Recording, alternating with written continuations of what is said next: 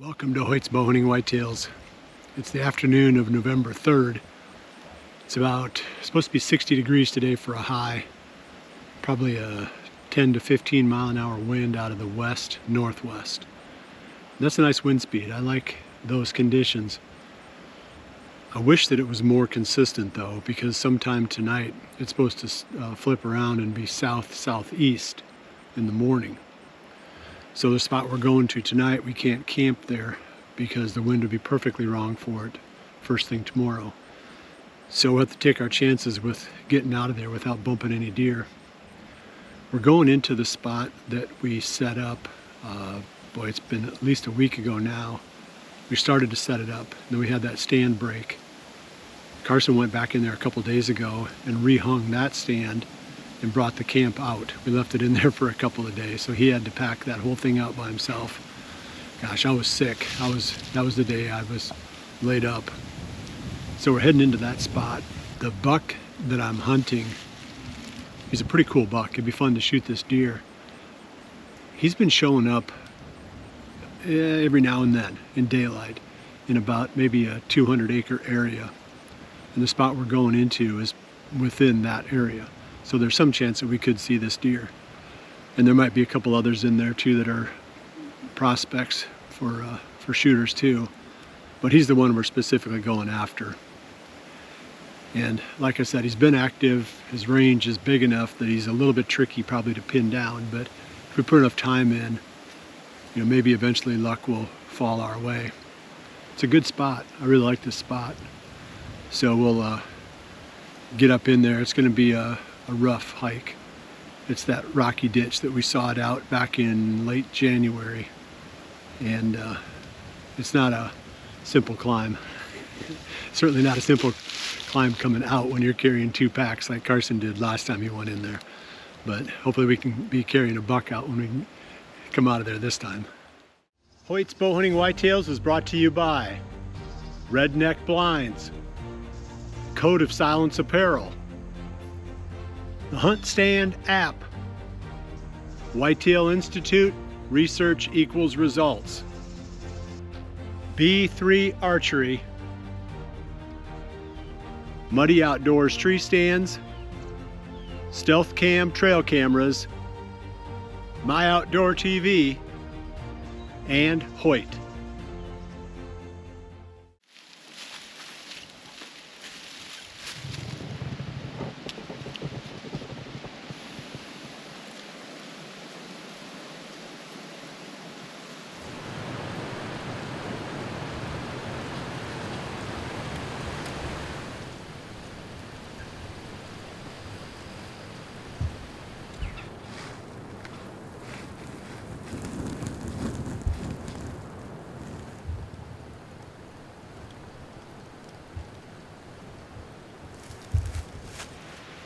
About 3:40.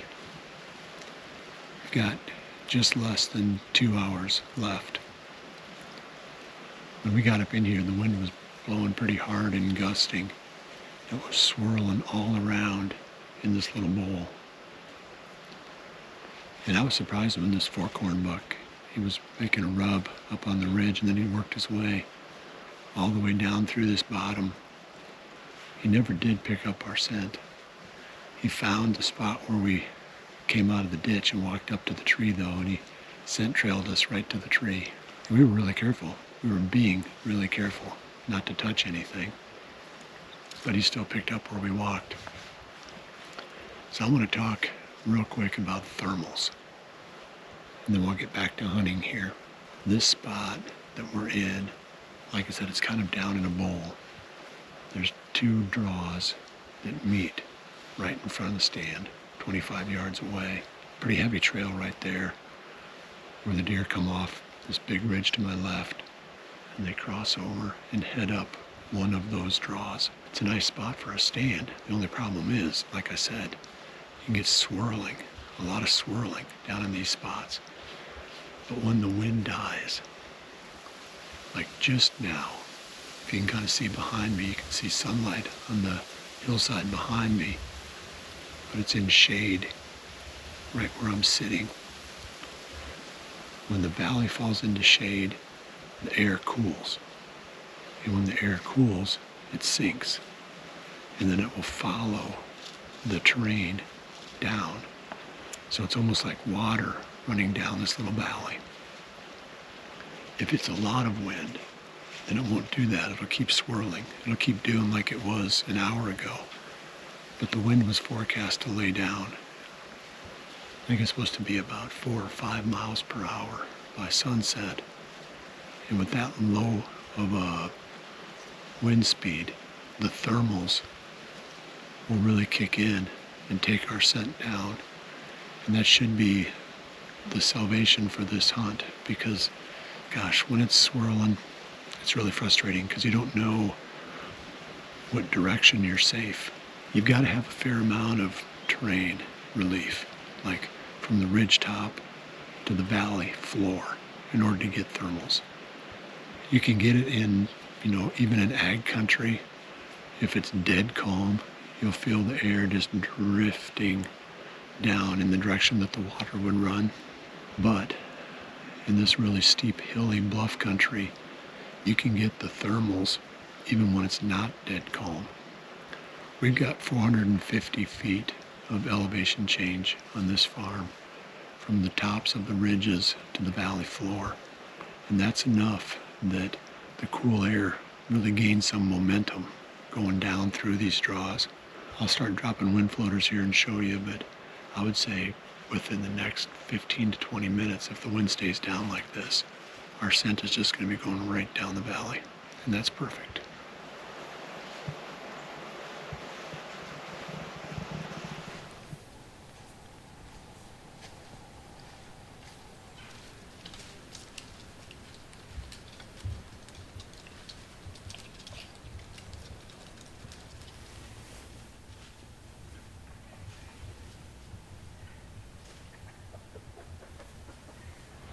We got about a half an hour left. And that forkhorn is the only buck that we've seen. He's the only deer. Boy, it's perfect right now. Thermals are just rolling right down the valley. Feels really good. I'm a little surprised we haven't seen anything by now. Maybe this last half hour is going to be the real sweet spot for the day. I like this location. I just think we need to spend as much time as we can in these travel routes between doe bedding, doe feeding, doe concentration areas, places that bucks during the rut would be cruising through. I don't really know of any other strategy right now. Just got to be near the does, and the bucks should eventually make an appearance, as long as you can hunt them without the deer knowing. And I think we did a good job of that here today. So that's why it's a little surprising we haven't seen anything here. Well, we saw that forkhorn. Anything else that happens, we're going to tack it on to the end of this episode. Tomorrow, the wind is flipping almost 180 degrees. It's supposed to be south-southeast. So we're not going to hunt in the morning. I don't have a morning spot that'll work for that. We just mess up too many areas trying to get to them in the morning on that wind. But we'll be back out here again tomorrow afternoon. Hopefully we're going to see something yet today. But if not, we appreciate you joining us. We'll see you right back here again soon for the next episode of Hoyt's Bowhunting Whitetails. Remember to always dream. Are you up there? Big.